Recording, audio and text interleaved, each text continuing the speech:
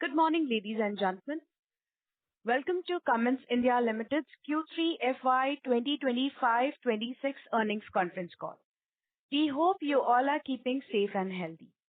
As a reminder, all participant lines will be in the listen-only mode, and there will be an opportunity for you to ask questions after the commentary concludes. Should you need assistance during the conference call, please signal an operator by pressing star then 0 on your touchtone phone.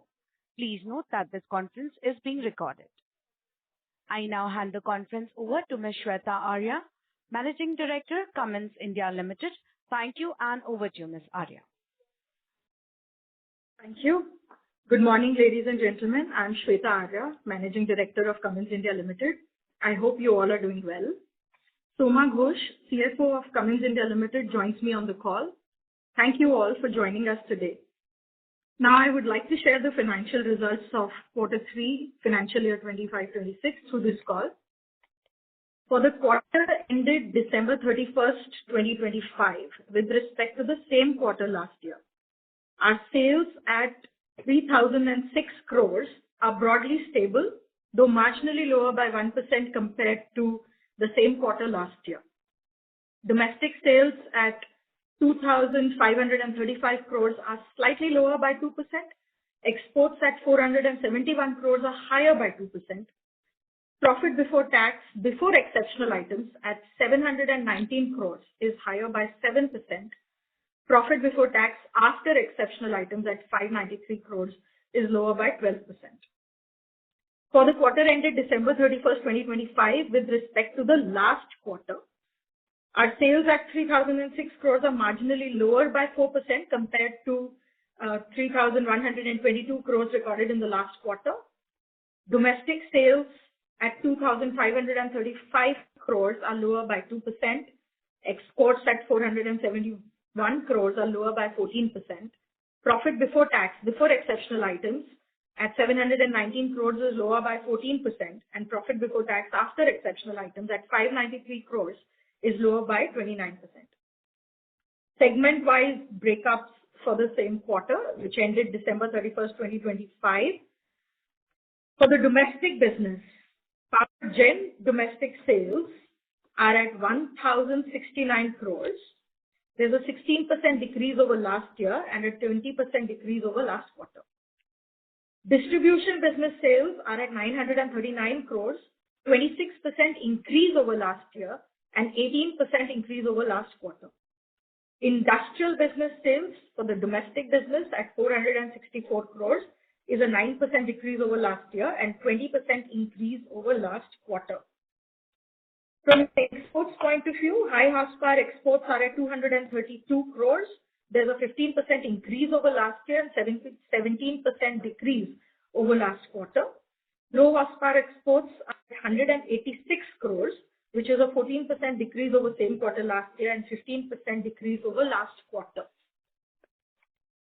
Regarding the sales outlook for the financial year 26, we expect to have double-digit revenue growth over the previous fiscal year, which is supported by demand across all our key segments. With that, I now open the session for questions. Thank you so much. Thank you very much, ma'am. Ladies and gentlemen, we will now begin with the question and answer session. Anyone who wishes to ask questions may please press star and 1 on your touchtone phone. If you wish to withdraw yourself from the question queue, you may press star and 2. Participants are requested to use only handsets while asking a question. Ladies and gentlemen, we will wait for a moment while the question queue assembles. You may please press star and 1 to ask questions. The first question is from the line of Shirom Kapoor from Jefferies. Please go ahead. Hi, thanks for the opportunity. I just want to see if you could help us with the volume growth in the past quarter as well as 9 months FY26. We want to get a sense on how much of the top line is driven by volumes versus pricing. That's my first question. Hi, Shirom. Thanks for the question. So our revenue is a mix of Power Gen across many nodes and then industrial business and distribution. So it's a mixed bag. There is volume growth in certain spaces in power generation. There is also pricing impact, And distribution business, of course, has a lot of volume growth as well as pricing. So it's a mix. It's both volume and pricing. It will be difficult for us to separate that out segment by segment for you and share that. Okay, sure. So could you also share, anything on your market share movement? Have you gained or lost market share in the past quarter, in the past 9 months? If you could help us with that. We do not have any syndicated research numbers available for this quarter, which can tell us what the market share would be. So unfortunately, I will not be able to give that information. Sure. Just last question. You shared FY26, you're expecting double-digit growth. Do you have any color on FY27? Should we continue to expect double-digit growth next year as well?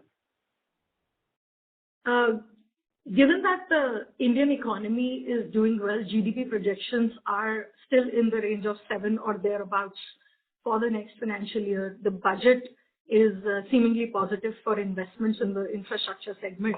For the domestic growth, I can say that for financial year 27, we will target double-digit growth. Exports is another matter altogether where there are a lot of moving pieces, geopolitical conditions not stable, lot of economic activity impacted due to different tariff-related equations playing out at this point in time. So exports, difficult to say. Domestic, we are more positive and can definitely say that we will target double-digit growth. Great. Thank you so much. Thank you. Thank you. The next question is from the line of Parikshit Kandpal from HDFC Securities. Please go ahead. Yeah, hi, Shweta. Congratulations on a good quarter. So, Shweta, in this quarter, we have seen a decline in the power gen revenues, 16%, 1,069, and even last year, if I see, it's 1,271. So there's a data center element in both these quarters. So just to understand more color on the core growth, excluding data centers, if you can help us quantify what was the contribution of data center in this quarter and last quarter, and what was the core growth in the power gen business? Yes, thanks for the question, Parikshit. So I had mentioned in my commentary for the last quarter that we had extremely good data center execution, and that business is lumpy business. That because we had done the execution last quarter, that did not come in the quarter 3 of financial year FY25-26. That is the only difference. Other than that, our core power gen business has grown at a steady rate, just as it has been growing in the past few quarters. There's no change in that. The only difference is data center execution, which happened in the quarter before, not in this one. So, but last quarter, if I see 1,271 crores of revenue in Q3 FY25, so that in the last call you had said that in Q3 FY25 call that there was an impact of data center. So if I have to understand that if this quarter there is no data center, so then like to like, what is the growth on power gen? So in Q3 it was about 20% last call you had mentioned, excluding data center. So just want to understand the health of the power gen business. What will be the growth? If you can quantify that, would be helpful. It is steady growth. It's not exactly 20%, but it is good growth, very close to double digits, but it is not exactly 20%. Okay. Now, if I look at the budget, so government has given taxation in these data center investments in India. Even in this year, we had some good orders coming in. So just wanted to understand from you, how is the data center pipeline building out, both in orders, project orders? Excuse me, sir. I'm sorry to interrupt you. Sir, your voice is breaking. Can you please use your handset? 1 second. Hello, is it better now? Yes, sir. Please continue. Please repeat your question. So I'm asking you that government has given a huge tax incentive in the budget on data center investments in India, and we have also seen that we have been getting direct orders and OEM orders, which we do through the OEM. So how's the data center pipeline building out in the next 1 or 2 years? So any color on that will be helpful. Yeah, data center pipeline is building out very well. As you rightly said, the tax incentives have been announced recently. We are yet to see the impact of that. But nevertheless, a lot of movement in the data center market in India, some announcements. So for the next 3 to 4 years, we do anticipate positive movement in the data center segment in India. And what has been the contribution in 9 months on the numbers on the data center side? And also lastly, on the gross margins, we have seen very strong gross margins, but again, there has been a big uptick in other expenses. So if you can explain the difference between the two. So those will be my last questions. Sir. So on the data center contribution overall for our business stays around 25% of the power gen revenue. That's on an average because it's a lumpy business. I would not say anything quarter on quarter. And then on the other expenses, we have a one-time true-up in our expenses. In some quarters before, I had spoken about a true-down, so that was a benefit to us. And this time there's a true-up. So overall for the year, if you see, this will even out. Is it one time or is it recurring? So how does one read it? So one time. This is one time. No, this is one time for this quarter. And how much is the quantification of that amount of value just to arrive at the core margins or the core EBITDA margins if you have to arrive at? Roughly 50 crores. Okay. Thank you, Shweta, and wish you all the best. Thank you. Thank you. The next question is from the line of Mohit Kumar from ICICI Securities. Please go ahead. Yeah. Good morning. Good morning, and thanks for the opportunity. My first question is, how do you think about the impact of EU FTA on your business? Do you have any color to share? Hi, Mohit. EU FTA, we do have some business where we directly export to the EU region. So we are evaluating the impact. Right now, not able to share. Hypothetically looks positive. But yes, we do have business there and it will have a positive impact. Is the impact on the cost side or from the business opportunity side? Can you please help us? Evaluating that, Mohit. Not yet in a space to share that. We are evaluating whether it could have impact on getting higher business. Understood. And just one qualitative question. How do you think about, can you just give some color on the inquiry pipeline from data center compared to what you're seeing right now, compared to what you're seeing at the beginning of the fiscal? So data center space in India, we have hyperscalers and co-located players. Hyperscalers are the likes of Microsoft, Google, Amazon, which do big announcements, big sites. And then we have co-located players here in India. In terms, if I were to compare now versus start of the fiscal, there are some more new announcements coming in from the hyperscalers. So there's more activity on that end. On the co-located players, the colo players, it's been steady. There was good inquiries at the start of the fiscal, continues to be so throughout the fiscal. That's how I would talk about inquiries. Yeah. Thank you, and best of luck. Thank you, ma'am. Thanks, Mohit. Thank you. The next question is from the line of Rahul Gajare from Macquarie Capital. Please go ahead. Yeah, hi. Good morning, ma'am. Ma'am, two questions. One, on the exports, given that the third quarter we had seen weak exports, can you break this up geographically to understand which particular geographies are really impacting the overall exports? And the second question is, given that a lot of parent capacity is kind of used up to serve data center market in the American region, I want to understand if you are getting demand or inquiries for data center from other geographies. Thank you. Hey, thanks for the question, Rahul. So on the export side, I have been saying this for the last few quarters that there's no particular trend from any market. But if you were to just ask me about the last quarter, we saw revenues increasing for Asia Pac and Europe, and the other markets did not really grow as much. So that is from an exports point of view. The demand for data centers from other geographies. Demand for data centers today is growing hugely in two markets, the United States and China. And in both those places, Cummins is serving those markets locally. Okay. The reason I had asked that was, Gulf region has seeing a lot of cancellation or delays in orders. So I just wanted to understand, and I think you did indicate that other market will include Gulf or Middle Eastern market. Apparently, that market is also talking about significant capacity addition on the data center. So no inquiry from that market at all?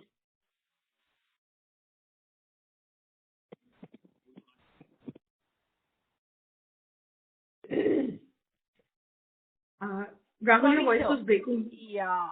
Sir, your voice is not Okay. clear. May I request you to use your handset, please? Yeah, I hope this is better. So I Yes. just wanted to follow up on the earlier question, where you did indicate that barring Asia Pacific and European market, the revenue was impacted. So is it possible you can quantify the Gulf region or the Middle Eastern market, how badly that was impacted? And, while US and China are the key data center market, a lot of Gulf states are talking about, data center being planned in that region. So I want to know, are you getting any inquiries from the Gulf region for data centers specifically? Thank you. So I'll answer the data center from the Gulf region first. There are talks, but there are no specific inquiries just yet from the Gulf region. So not enough activity on the data center space yet on the ground. And from an exports perspective, you asked me how low is the Gulf region. This is very regular. In some quarters, we get orders from the Middle East. In some quarters, we don't. So there's no trend here. I would rather not talk about how low it is. Thank you very much. I had some more questions, but I'll fall in the line. Thank you. Thank you. Thank you. The next question is from the line of Bala Subramanian from Arihant Capital. Please go ahead. Good morning, madam. Thank you so much for the opportunities. Madam, on the export side, I think which other regions are showing resilience and which are the facing most significant headwinds, and how our company's export products mix are changing right now in terms of low HP and high HP engines and complete gen sets.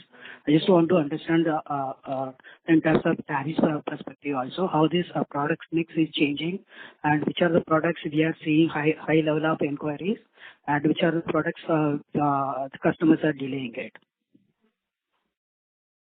So from an exports perspective, the markets which grew for us in the last quarter were Asia Pacific and Europe.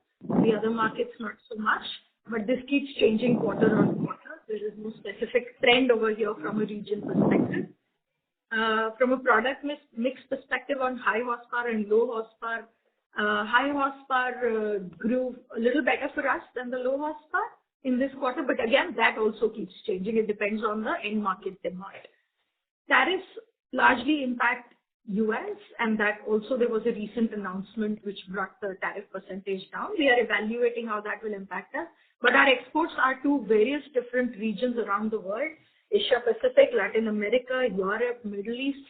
So those are not the places where tariffs have impacted us at all. So I think that for the US, we still evaluate because it is a very recent announcement. Actually, madam, I'm trying to understand our product life cycle of our existing platform and in upcoming next generation technologies, and how is our R&D focused on incremental improvements, and how this life cycle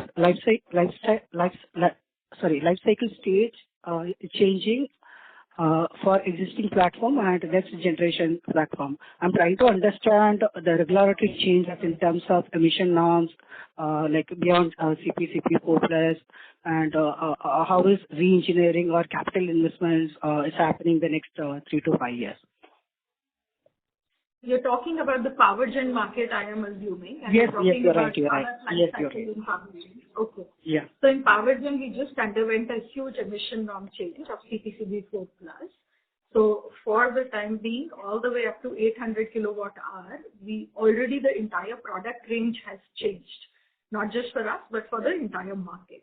So at least for the next few years, below 800 kilowatt hour in the power gen market, we do not see any other emission norm coming in.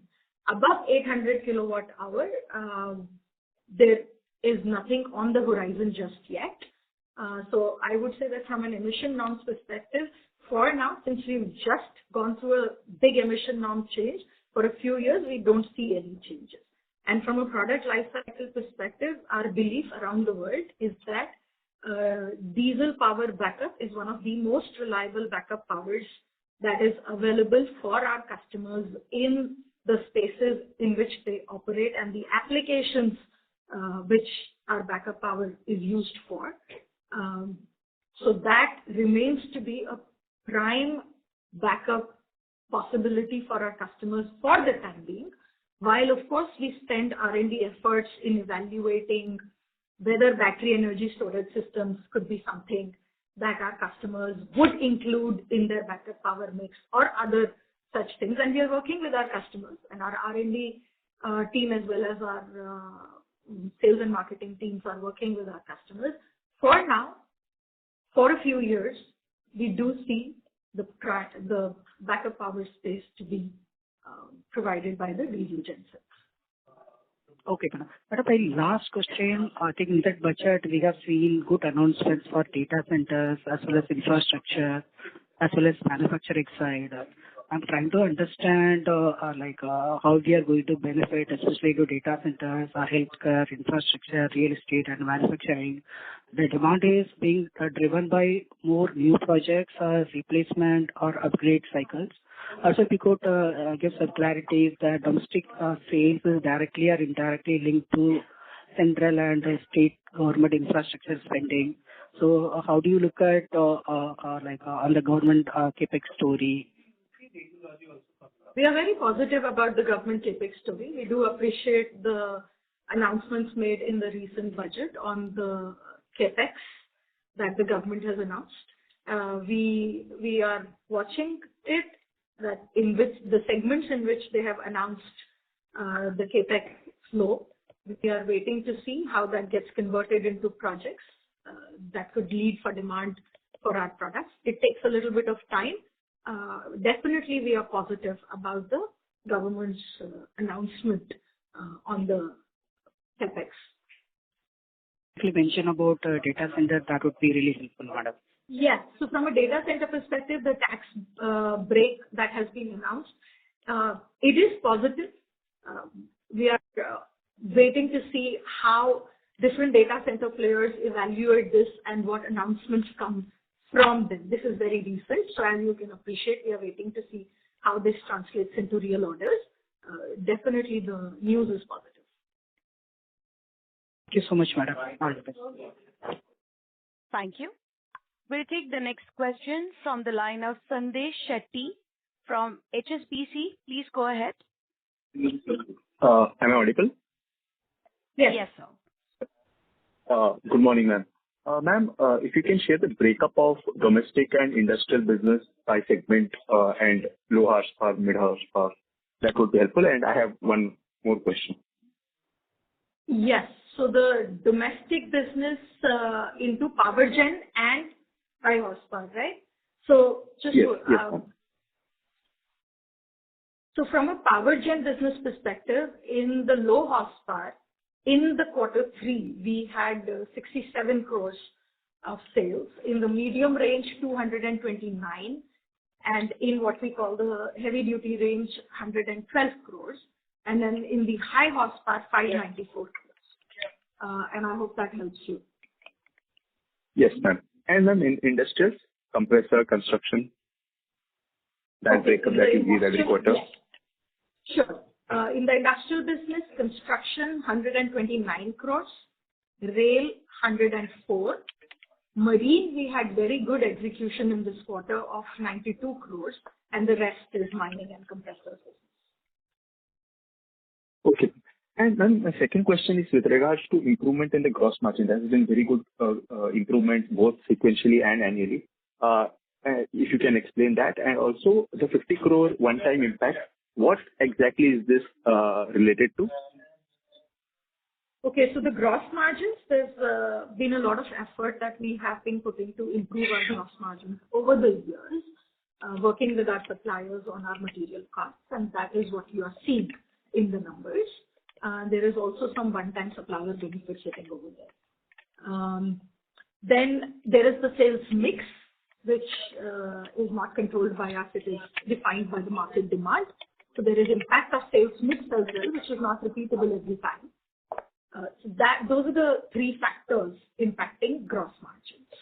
Now, for the one-timer that you asked, this is a true-up of the management cost charges. Like I said, in some quarters earlier, I had mentioned a true-down. So we had gained benefit at that point in time. This time, it's a true-up. Over the year, it will even out.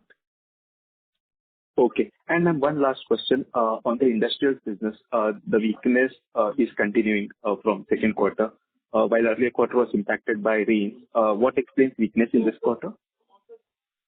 Industrial business, largely construction activity is down. So construction activity in the quarter three, there were two reasons. One, the road construction is not at the pace at which it was the same quarter year before.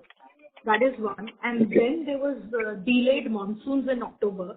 So excavator sales did not pick up as much as they should have. So these were the reasons for the construction segment being a little lower. And that is actually the largest contributor. Everything else is more tender driven, so keeps changing quarter to quarter. Thank you, ma'am. That was those were my questions, and all the best. Thank you. Thank you. The next question is from the line of Umesh Raut from Nomura. Please go ahead. Yeah, hi Shweta, good morning. My first question is again on gross margin. If I look at quarterly gross margin, it is now almost 20-quarter high of closer to 38%. And given that we see inflationary pressures in key commodities like copper, aluminum, I agree that your exposure is more towards iron. But still, how you are coping up with this inflationary pressures? Our customers are kind of taking on, are in a position to take incremental cost hikes after CPC 4 plus cost hike. And was there any also effect of liquidation of lower inventory which was in the channel? Okay, thanks for the question, Umesh. Umesh, on the gross margin, you're right. It is definitely at historic highs. And I did explain there is product mix playing there. There is our own effort to improve material cost and also some one-time supplier benefits. So the one-time supplier benefits, the mix, that is not repeatable. Our improvement actions to improve the material cost, they will continue. So yes, this is historic high. How are we managing the commodity? Like you rightly said, iron, steel, more stable.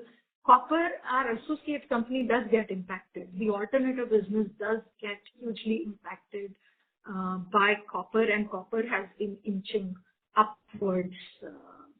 Recent numbers are around 1,320 per kg, INR per kg. So we are yet to see how the market will accept these. Ideally, everyone passes these down to the market with some delay. So it is a challenging situation. We're trying to see how best we can manage to pass these on and also not inflate the cost for the end customer to a huge extent. So it's a difficult challenge at this point in time for our associate company. So just a follow-up on this, any pricing action that you have taken across nodes in domestic market? No, we haven't. Got it. I think my second question is with pertaining to distribution market, where our sales is now almost all-time high on a quarterly basis. It is at 31% of total sales, so that also contributed to gross margin expansion. But I think what is leading to this particular change, because I believe still CPC 4 plus, which is having relatively higher electronic content, could have not contributed materially, and that scope still remains for us in future. But still, what is changing for us in terms of trajectory for distribution business since last few quarters?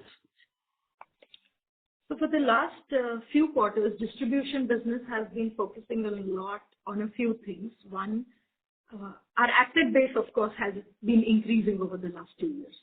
So distribution business gets more opportunity to service our customers. They have been working to get as many customers in the fold as possible. That gives peace of mind to our customers, helps us deliver brand promise of reliability, and of course generates revenue for the distribution business. So it works both for our customers, for our brand, and for our business. So that is really the strategy. And they have been going and trying to work with customers in all segments, be it power gen, railways, defense, mining, and that is how you see this growth. This is very broad-based growth, but very deeply entrenched in our philosophy of delivering reliability to our customers. And just a follow-up on this, I mean, in the last earnings call, you mentioned that the GST rate cuts was definitely kind of early to assess in terms of changes towards aftermarket business. But I think, is that leading to market share gain for branded players in aftermarket business, and that is also helping us in terms of reporting better growth? And subsequently, any comments on CPCB 4 Plus electronic content which can lead to higher growth in distribution? GST impact in the aftermarket business? No. We haven't seen any significant impact that I can share with you. On CPCB 4 Plus, we are waiting to see all the gensets to come out of the warranty phase. Once they come out, then yes, not from an electronic content perspective, but from the perspective that CPCB 4 Plus gensets are technologically far more advanced than what CPCB 2 were. All engines are electronic. There is after treatment system that goes along with all engines. And the entire genset is a technologically advanced product with a lot of telematics and sensors along with it. So maintaining that and providing peace of mind to the customer is something we focus on. And definitely, yes, it could lead to better distribution business growth as we encircle customers in the power gen space. Got it. Thank you so much for this opportunity. All the very best. Thanks, Umesh. Thank you. The next question is from the line of Pulkit Patni from Goldman Sachs. Please go ahead. Shweta, thank you for taking my questions. My first question is in continuation of the previous participant. In one of the previous conversations, I remember you had flagged that in the initial period of CPCB 4 Plus, you obviously expect to get more of the services revenue because the so-called unorganized channel is not prepared to be able to service those engines. But over time, as they learn, some of this market share could start going away. Have we reached that stage, or how do you see basically the services business growth from here on, given that we've already doubled that number over the last 8 to 9 quarters? That's question number one, Shweta. Thanks, Pulkit. Thanks for the question, and I'm definitely very grateful to you for remembering some of this. CPCB 4 Plus completely is not out of warranty yet.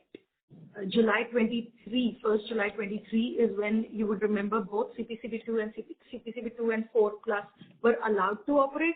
1st July 2024 is when we fully shifted to CPCB 4. 2 years of warranty, so we are still in the warranty phase for a large set of CPCB 4 Plus. So that phase that I spoke about has yet not fully come. It will likely come 27 onwards. So I hope that helps answer that question. That is very clear. Secondly, in your presentation, there's this statement which says the consumer price index remains stable compared to last quarter, which shows rapid momentum. Are you referring to commodity prices here? And in that case, how should we look at margins going forward, Shweta?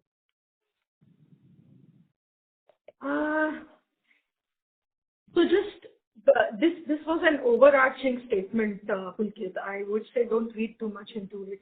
I think if you had to ask our opinion, we are watchful of commodities at this point in time, largely copper, while iron and steel have remained stable. So I would say don't read too much into that CPI statement. Commodities, yes, that is something to be watchful of for sure. Sure, this is clear. Thank you so much. Thank you. We'll take the next question from the line of Devesh Pasliwal from Antique Stock Broking. Please go ahead. Yes, thank you. Good morning, ma'am. Just wanted to understand on the battery energy storage systems that we've launched, the 10 feet and 20 feet container, what is the addressable market in the longer, medium term, the next 4-5 years for us? And how is the customers taking on the product and the inquiries on that side?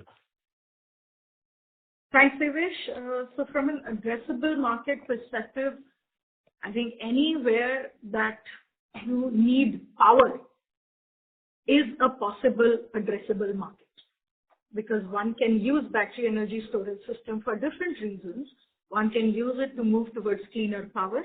One can use it to fulfill backup power needs. One can use it to fulfill excess power needs. One can use it to store excess power in case they are generating power through solar, wind, and other means in their premises. So all of these possibilities, the market anywhere there's economic activity and there's use of power and backup power is the addressable market. So it's a huge addressable market. Now, how are we seeing this? We have been generating a lot of inquiries on the products that we launched, and we started generating it right when we launched. Sales in this space are still very, very slow, because most customers are evaluating how does a battery energy storage system fit into their overall energy solution. And this is, I'm talking about large customers, small customers, everyone. It could be a residential realty customer, it could be a bank, it could be a large manufacturing location, because everybody has different energy sources today. There is a lot of interest, there is a lot of inquiries. What we are seeing is people are evaluating how a BESS fits into their scheme of things today. How do they want to lay out their capex to add a battery energy storage system into that mix? And is this actually comparable to what they have been buying till now? So customers are evaluating that. Lot of inquiries, very slow sales. Okay. And just to follow up on that, so let's say in 5 years, what type of a revenue share are we targeting on this? Very nascent stage right now, even a ballpark figure will do. And given we have a range of around 200 kilowatt hours to 2 megawatt hours. So do you have any number that you can quantify the addressable market currently that we are servicing to in the space? Right now, Devesh, your modeling will be as good as mine. And on the second part, as in how much revenue are we targeting from this? Will it be a substantial portion or? To say. We need to see sales come in. We need to see conversions happening. We need to see customers accepting. That is when we will put a revenue target to it. Got it. Thank you, ma'am. Thank you. The next question is from the line of Amit Anwani from PL Capital. Please go ahead. Hi. Thank you, Shweta, for the opportunity. First question on data center. You did highlight it on an average 25% contribution in domestic power gen. That roughly translates to 1,100-1,200 crore. Just wanted to understand what was kind of market share, or what was the opportunity, and is it like 50% or higher? And second, the kind of growth we might have done in past 1 year in data centers, and what is the expectation of growth for the next 1 or 2 years? Thanks, Amit. Amit, on the data center market share, we unfortunately don't have any syndicated market research which can share the market share numbers with us, so I will not be able to share anything on market share. What I can share with you from a data center perspective is that all kinds of data center players in the Indian market, be it hyperscalers or colo players, they all do see the brand advantage of Cummins and the reliability and aftermarket service that we provide. Due to that, yes, we have been growing in the market for sure.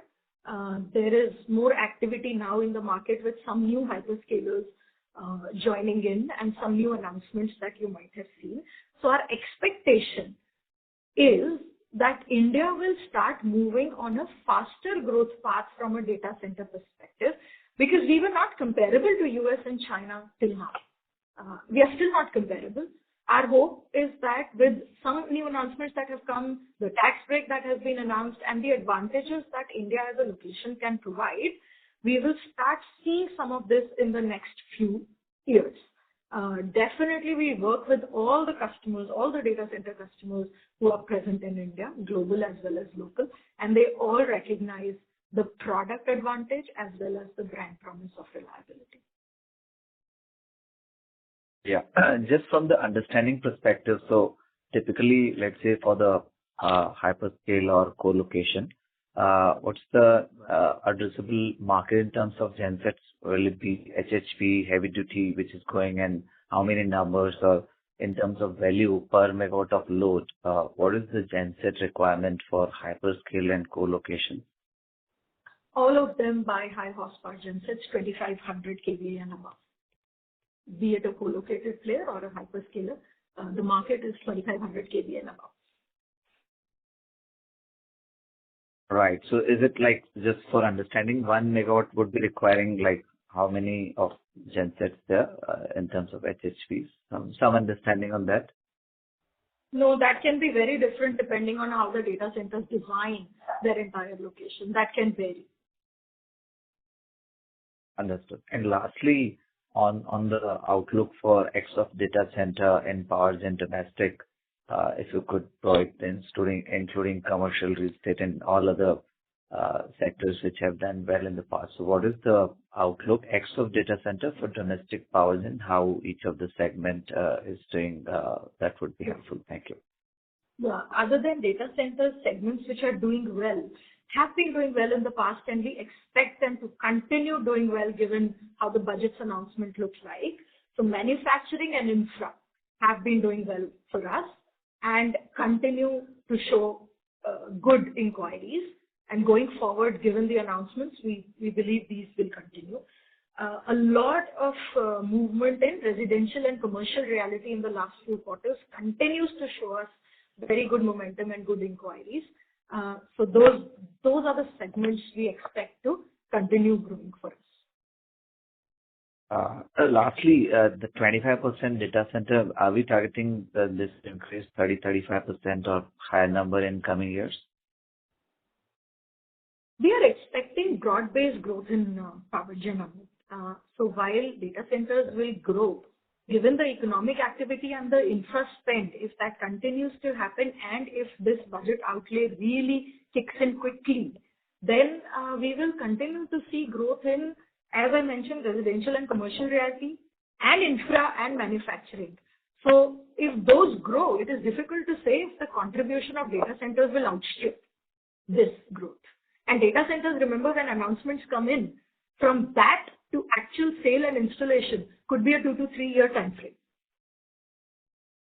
Right. Thank you so much, Shweta. Thanks. Thanks. Thank you. The next question is from the line of Renu Baid from IIFL Capital. Please go ahead. Yeah, hi. Good morning, team.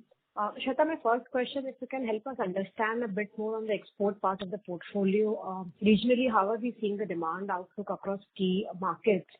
And now that the US tariff clarity is there, how has been the on-ground traction with respect to the new launches we have done in the US for CPCB 4 Plus equivalent products? And in your view, when do we start to see some commercial business volumes trickle down from the US market? Hi, Renu. Hope you're doing well. Yes. Exports demand. Demand has been very, very choppy across all markets. And I am not seeing any clear trend from anywhere, really, for the last few quarters. Some quarters, some market, we get some demand due to some movements in that market, and some quarter we see some other market. So there is no clear trend. Everybody around the world is talking data centers today.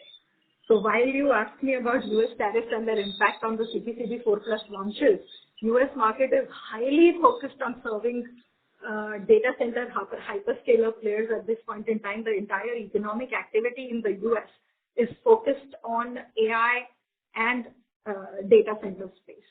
So we are pushing a lot now that the tariffs are announced and far better. So we are pushing a lot for the CPCB product pickup. I will have to tell you that everybody around the world is only talking data centers. Got it. And any color, while the December quarter typically tends to be global inventory destocking, beyond that, how are we looking at the export outlook for the current calendar year? Yes, the destocking did happen. It's become very normal now for us. We anticipate that. We had anticipated it. Demand is a little slow in pickup just yet. Got it. Secondly, when we look at the industrial segment, broadly railways seem to be a bit soft this quarter. So from an end market perspective, how has been the new product development and ordering from railways, which is relatively soft? And also, if you can share some broad-based comment on some of the end markets in industrial, and industrial revenues have been a bit on the sidelines. So when do we expect a meaningful pickup in that? Yes. So from a railway perspective, I would suggest not to read too much in this quarter, because railway demand, we were getting a lot of good demand over the last few quarters. And before this quarter, we did very good execution in railways. So that can impact quarter three. It is a tender-based business. It can be like this. Overall, our outlook on rail is very positive. And the new capex announcements in the budget also show outlay towards railways. Hopefully that will get converted towards some projects where we get orders. But positive on rail. Do not read too much into one quarter. From an industrial business perspective, yes, construction and mining are the ones which have been slow. Construction, I explained. There was this delayed monsoon in October, excavator pickup was not there, and then road construction was down. It's at half the rate of what it was in the previous year, right? So that, but then now the new incentive scheme has also been announced. So we are waiting to see how construction plays out. We think it will be better. Going forward, it will be better. Mining, the last 6 months, for 2 years, mining tenders were not coming in at the velocity at which we have seen in the past. But in the last 6 months, mining activity is better. It has still not converted into the kind of tenders where we participate. Still haven't seen those tenders come out. So mining and construction were leading to this kind of numbers that you see, which construction definitely positive outlook, railway definitely positive outlook, mining we will see, we are watchful. Let's see if the tenders come in, and then we will be able to say how that will pan out. The segment that has been doing well for us in the last few quarters is marine, because their government is focusing, bringing in investments, and we have been working on many new products. Each marine order is ideally a new product because it is customized for that order. So I won't be able to, it's not like a product launch, but it is customized for that order. But that we have been able to capitalize on the investment coming in, and our execution has been really good. Sure. And lastly, Go ahead.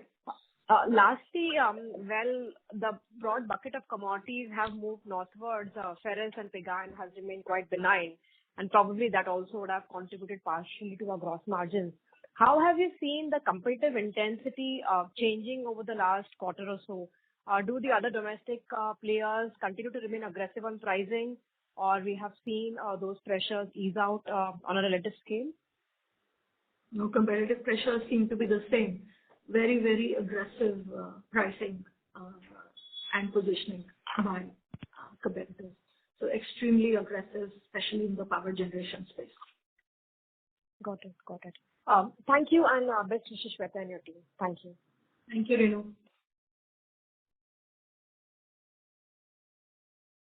Thank you.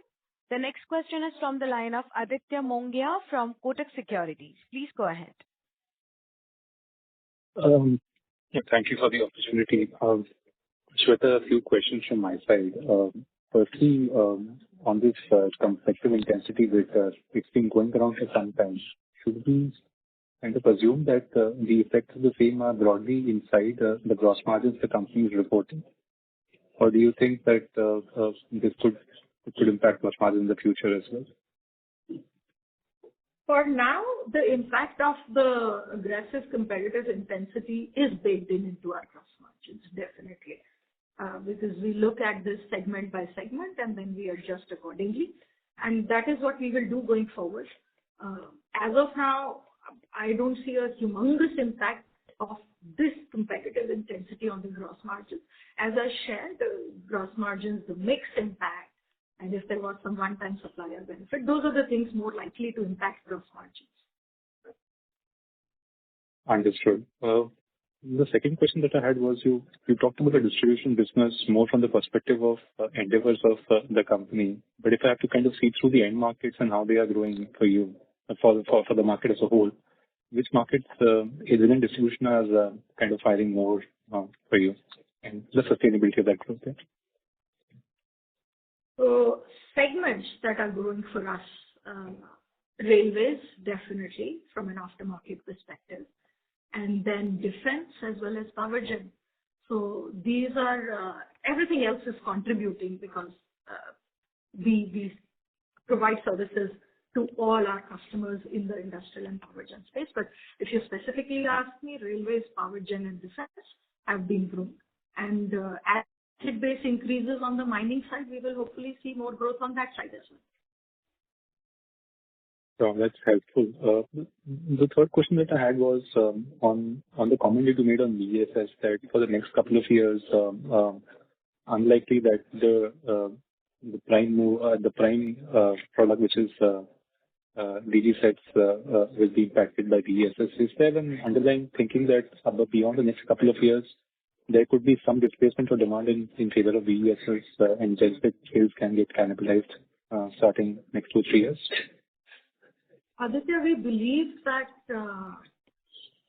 in the power generation and backup power space, I'm combining those two because now in the market, people do combine various energy sources to provide the requirements. Grid, solar, maybe wind, maybe genset and batteries. People combine them and see them together as a prime and backup power space. Our belief is that BESS will become a part of this solution. When that will happen, unlikely to, I'm not able to predict a time frame for that because it depends on various factors. But it will become a part of the overall energy solution that our customers look for, is our belief. Will it displace a diesel genset is difficult to say because if you look at a diesel genset as providing you reliability when nothing else works, there is nothing like a diesel genset. Till the time you keep providing diesel, it will run. Even if, for example, some customer is in a flood-like situation for 10 to 12 hours. At that point in time, grid fails, solar fails, and even battery will fail. You will not be able to charge. At that point in time, it's only a diesel genset. Until the time you provide it diesel, it continues to work. So our firm belief is that diesel genset will remain a part of the mix of energy solutions of our customers, and they will start adopting battery energy storage systems as a part of that mix at the right point in time when the economics work for that. Understood. Just a last clarification on gross margins. Against the 38% print that was there in the third quarter, which is up 300 basis points on a YY basis, how much of this would be linked to the one-off elements that you talked about, which was partly product mix and the supplier support that came inside? And maybe a related question over here. In that mix, is exports helping you out from a currency perspective, and that kind of is also a benefit that goes away from January? Currency benefit, not so much. Mix is largely dependent on our own product mix. When we say mix, it's a product mix. There are certain products which earn us better margins. There are certain products which don't. It is a mix of domestic and exports. It could be exports, it could be domestic as well. So mix, that is what we call mix. It's a product mix. And then the one-time benefit, not substantial. It is there. It is some basis points, but it is not so much. Thank you, Shweta, for taking all my questions. Thank you so much. Thanks, Aditya. Thank you. The next question is from the line of Kunal Seth from BNK 361. Please go ahead. Yeah. Hi. Thank you for the opportunity, Shweta. Two questions. First one is on data centers. Who would you typically be competing in the data center market? Hi, Kunal. We would be competing in the data center space with players who have products available in the above 2500 kVA range. You can think of international players in that space. So would that be largely Caterpillar and Perkins and say someone like MCU? For sure. Okay. And while I understand that there is no proper data set as far as market share is concerned, but would it be right to assume you will still be very, very dominant, upwards of 70-75% market share there? I would not be able to say that, Kunal. What I can say is that we do get invited by all customers when they have inquiries, but I will not be able to say what you just said. Sure. I understand. And second question is on export, Shweta. So while I understand there is, too much geopolitical uncertainty, and as you mentioned that the trends in exports are very, very uncertain everywhere, but given that a lot of things are changing, over the next 1 or 2 years, would you still believe that export could be, after growing business domestic, or domestic growth will always dominate the export growth as far as Cummins India is concerned? We have more confidence on the domestic market because we have seen, as our government has been announcing infrastructure spend, that spend does get converted into actual projects on the ground, and we do see tenders coming up and orders coming in largely. So we do have more confidence on the domestic market. We understand the market, the players, the segments, the needs better. We don't understand exports market to that extent.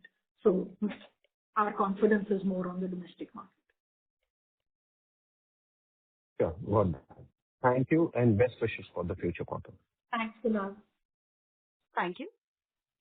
Ladies and gentlemen, we'll take that as the last question for today. I would now like to hand the conference over to Ms. Shweta Arya for closing comments. Thank you, and over to you, ma'am. Thank you. Thank you so much, everyone, for your active participation and engagement in the call today. Cummins India remains confident in the stability of domestic economic environment. India's FY26 GDP estimate has been revised upwards to 7.4%, while CPI has remained broadly stable.